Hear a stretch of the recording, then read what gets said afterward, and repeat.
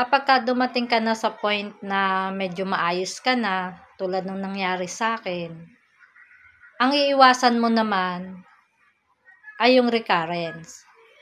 Ang recurrence po ay yung pag-ulit na halimbawa magkakaroon ka ulit ng bukol. Halimbawa dito sa isa, tapos biglang lilipat naman doon sa kabila. Iyon yung sinasabing recurrence. At pwede rin naman dito ka tutubuan ng bukol.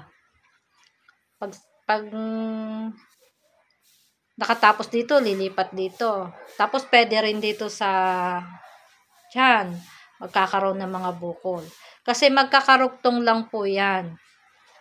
Dito, mammary glands, dito, thyroid glands, at dito naman sa tiyan ay ang reproductive glands. So, magkakarugtong lang yan.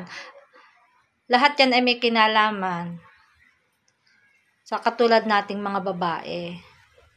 So, iiwasan mo mangyari yon. Kasi, dapat walang ganun.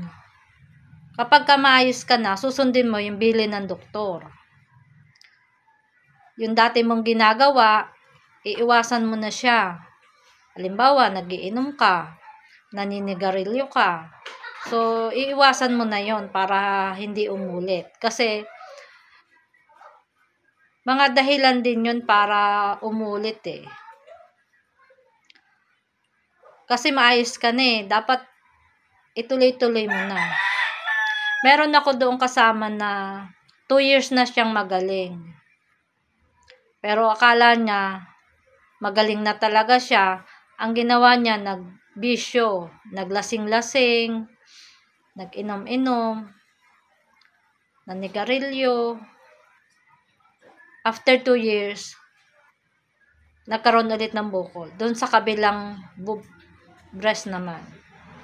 So, nanghinayang siya kasi maayos na siya eh. Akala niya hindi uulit. Hindi siya naniwala doon sa sinabi ng doktor na imo-monitor mo yung sarili mo. Tingnan mo kung may tutubong bukol ulit. So, naging kampante siya. Akala niya okay na. Yung ginawa mo nung una, gagawin mo ulit yon. Magba-back to zero ka. Kaya nanghihinayang siya dahil maayos na siya eh. Sabi ko, bakit nangyari ulit sa'yo yan? Sabi niya, napabayaan ko. Hindi ako nakapag-follow up, check up. Kasi ang bili ng doktor every 3 months, every 6 months, may follow up ka. At gagawin mo rin ang mga laboratoryong kailangan mo. Tulad ng mammogram,